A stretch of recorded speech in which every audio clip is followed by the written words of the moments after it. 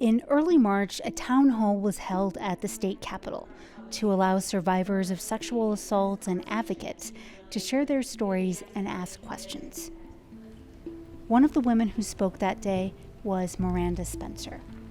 You can never imagine living in the shoes of a survivor who's waiting an endless amount of time for the results of something so invasive to go through in the first place.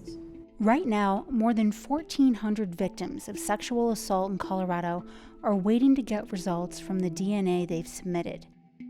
It's taken the state more than 500 days to turn around and process the evidence. We are not meeting your expectations, but we are committed to fixing this, and we're going to explain to you today how we're going to fix this. The backlog has delayed their investigations and caused a ripple effect in the criminal justice system. Very few legislators knew about the issue until it came up during an oversight hearing this January. This is huge. The Colorado Bureau of Investigation should have really been coming to us as lawmakers several years ago and pointing out this problem, but I don't recall anyone ever mentioning a conversation like that. I'm Benta Birkeland, a public affairs reporter for Colorado Public Radio. I've been covering politics and policy for the past 15 years. Good to see you. It's been a while. I know, it has been a while. But I've rarely witnessed a topic so painful burst onto the public scene and quickly take center stage. I called my detective every single month to check on my rape kit. This can't be the burden put on victims for justice.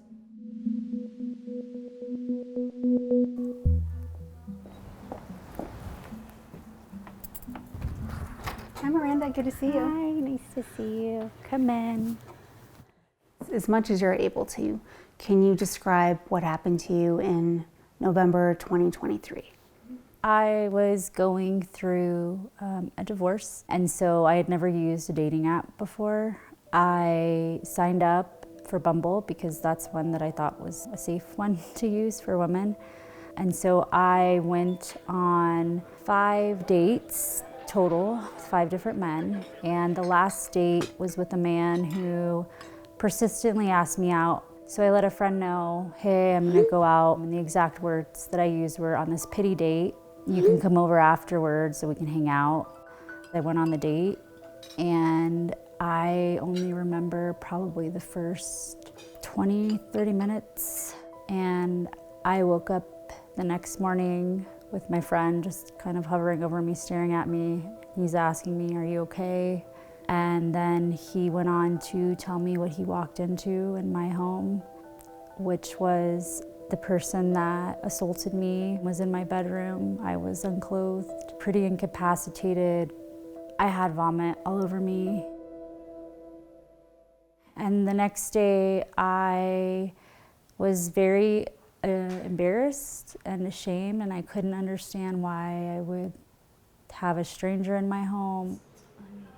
After the attack, Miranda went to the hospital and found out she had drugs in her system. So you can see here the diagnosis of fentanyl poisoning, assault. She also got a full-body medical exam for sexual assault victims called a SANE kit. A nurse took photos and collected DNA evidence off of her body. The DNA was sent to the Colorado Bureau of Investigation. And 16 months later, Miranda is still waiting for those results. Explain why having the results of this test is important to you. I was drugged, and so there's a lot of things I don't remember, and there's a lot of answers that I don't have. And I mean, waiting, almost a year and a half to have to fully understand what the worst thing that's happened to you, all of the details of it. It's not fair to put that on somebody. But they weren't communicating that. My detective never told me once that there was any kind of delay, ever. It feels like criminals have so many more protections than victims do. I don't understand it. Do you believe you'll get justice? I have learned throughout this whole process to not have any expectations. I have no expectations. What's been the most difficult part of this whole thing? Learning to live with this new version of me because I have like fundamentally changed since this happened to me. Polar bear this time if you want, or snow snail. And like for my daughter, you know, she's so young and it's just unfair to her that for a whole year and a half of her very short life, I have been consumed by this like awful thing that happened to me. Thank you. Oh my goodness. The agency most responsible for the state's sexual assault kit backlog that's affecting more than 1,400 people is the Colorado Bureau of Investigation, known as CBI. Every month, CBI gets between 80 to 96 sexual assault kits. It takes about 4 to 6 weeks to process each kit. However, due to staff limitations and high caseloads, the state says sexual assault kits should be turned around within 180 days, or 6 months.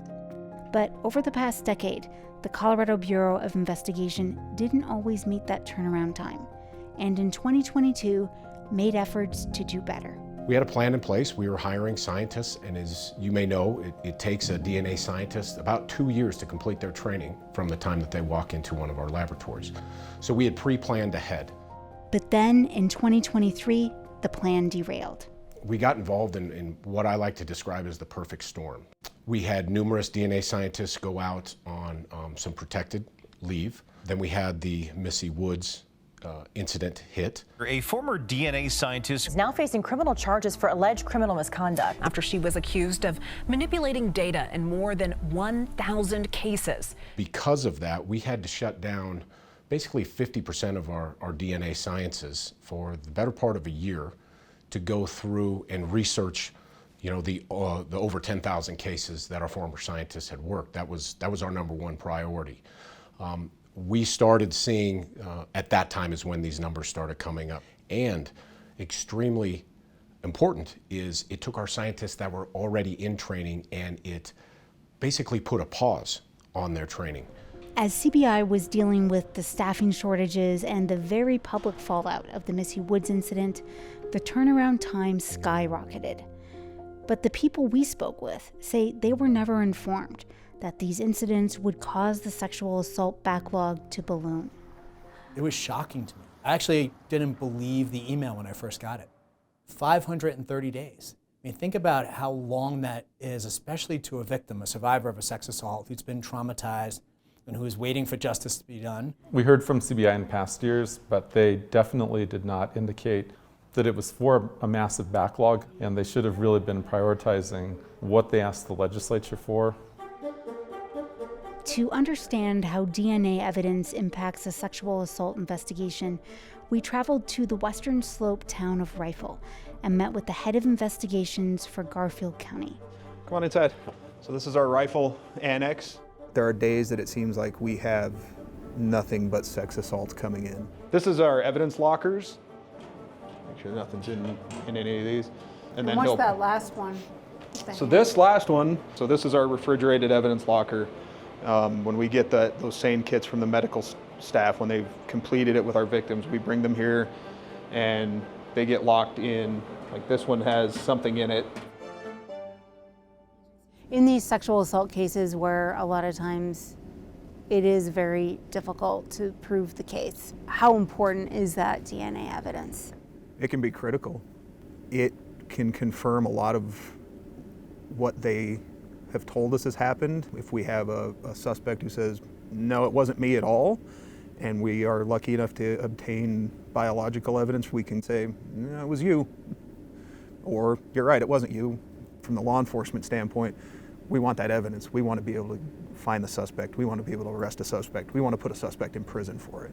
What's the biggest challenge for that for you on the investigative side? It gets frustrating for my detectives and my investigators to just repeatedly say, we're still waiting, we're still waiting. I'm sorry, we're still waiting. Crane says these delays also negatively impact the broader community. If we have a known suspect, or who we believe to be the suspect, obviously when we're working a case, we try to keep that confidential. We don't release that information. But people talk, there's witnesses and victims' friends and support groups. It makes the community fearful. Like, Why haven't you gone and arrested that person yet? They clearly raped somebody or they sexually assaulted somebody. Why haven't you guys done something about that yet? The perpetrator is still out there.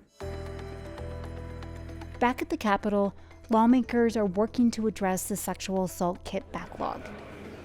They recently voted to give the Colorado Bureau of Investigation an additional $3 million to tackle it. It ensures that they have the money to be able to contract with a third party to get these cases out and get victims and survivors answers. Does it absolve CBI of any accountability? Absolutely not. State House Representative Jenny Wilford has been outspoken on the need to eliminate the sexual assault kit backlog. Representative Wilford. Thank you very much, Mr. Speaker Pro Tem. The bill requires the Colorado Bureau of Investigation to spend money appropriated on backlog DNA evidence in sexual assault kits. It also allows CBI to contract with external labs to perform the testing. The bill requires CBI to create a dashboard to update the public on the backlog. I expected the bill to pass and was really happy to see that it was a unanimous vote. Representative Wilford is a unique advocate on this issue. She herself is a recent survivor and is one of the more than 1,400 people waiting for the state to process her evidence. All right, Benta. I've been covering her work at the Capitol for the past 2 years, but this was the first time I met her at her home. So as a state lawmaker, you are in a unique position right now as someone who's survived a sexual assault. What has it been like to speak up publicly about this? It's been really emotional. It's been heavy, and decided that I had to say something because there were probably other people that were experiencing what I did. And being a state lawmaker means that when I speak up, when I bring something up on the floor, people have to listen. You've heard from people in Colorado and across the country after you've shared your story publicly. Is there anything that stands out? I've been really surprised by people that I know that have had stories and have shared them. Colleagues in other legislatures across the country that have shared pretty similar experiences to mine, and I never saw that coming. I've been really surprised by just the volume of stories. I feel like what I've been through and what I've reported is the tip of the iceberg. We asked Representative Wilford if she'd be comfortable sharing her story with us. She said on a Saturday night in February 2024, she went out with some friends, something she rarely does as a state lawmaker and mom of 2 young children. We had a couple of drinks and everything changed after that. On the way back, I was picked up by a Lyft and it was late. You always hear you're supposed to check and make sure that the car matches the car that picks you up and the person matches the person's picture, and the car matched the car and the person looked kind of like the picture, and so I was like, great. And I got in the car and we're driving, and he started making comments, telling me how pretty I was, asking me if I was married, asking me if I wanted to make out. I texted my husband, I texted my next door neighbor and was like, this guy is saying crazy things. I don't know what to do. Like, are you awake? So it was 2 o'clock in the morning, and every single time I just said, I'm not interested, thank you. And when we pulled up in front of the house, he got out of the car and got into the back seat with me. And I was stunned, like, what is happening? And he tried to kiss me, and I was just like, no, I don't want this. I told you I'm married. And I started to get out of the car, and he ran around the car and he pushed me back down into the car. And I was like, this is really scary. And he was trying to kiss me, and he put his hand up my dress and assaulted me. It's just totally shaken every thing that I thought I knew about safety. I thought I was doing all of the right things. I thought I was making safe choices, and yeah, it just sounds horrific. Do you know the status of your DNA evidence case right now? I do not. And people have asked me why I didn't ask for the DNA to be expedited, and I deeply believe it's because I shouldn't be given special treatment as a lawmaker. I should wait just like everybody else is. Everybody else's case is just as important. Talk about where you're at on your belief in potentially getting justice in your case. The thing that's really hard for me is that even as a lawmaker, I don't know what to expect. And then I can imagine other people who don't have access to the resources and the people that I do feeling frustrated with our process and not having answers. Yeah, I mean, part of me does, I've really wondered if you didn't have the position you do, what discussion we'd be having about this. I don't know that we would. I mean, my hope is that because my colleagues have to look at me, they have to hear my story, and they have to vote on it, knowing that we still have to work together means that they're going to pay attention. But I shouldn't have to use my position, I shouldn't have to share my pain to force change. Representative Wilford is suing Lyft and working on a bill to improve rider safety. Meanwhile, CBI has started publicly posting its backlog and has pledged to process those cases by 2026. To do this, it will be outsourcing some kits to other labs. And by 2027, CBI says they will have 31 staff fully onboarded, roughly double what they say they've had in recent years. Our goal is to reduce the turnaround time from 500 plus days to 90 days from submission to detective. Even though there's a concrete plan in place right now, there's questions about its sustainability long term. So the factors that need to be considered when talking about backlog is the capacity that we have to do the work. So that's how many scientists we have, how many cases they can process each month, and then how many we're receiving in. So if all things stay the same except submissions go up, a backlog can grow. If someone resigns or leaves, then that decreases our capacity. So even if the submissions stay the same, then a backlog grows.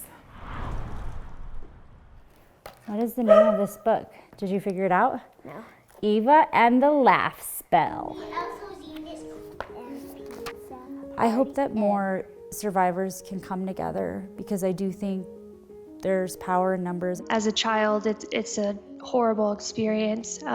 There's a lot of shame in there. I'm here today as a survivor and also primarily to read testimony on behalf of a survivor. I think the more people that come forward, the more people that advocate for this is what's going to be the thing that stops it and prevents it from happening as much as it does. But I want you to know that you're not alone. There are a lot of us that are struggling every day. I hope that women just protect each other.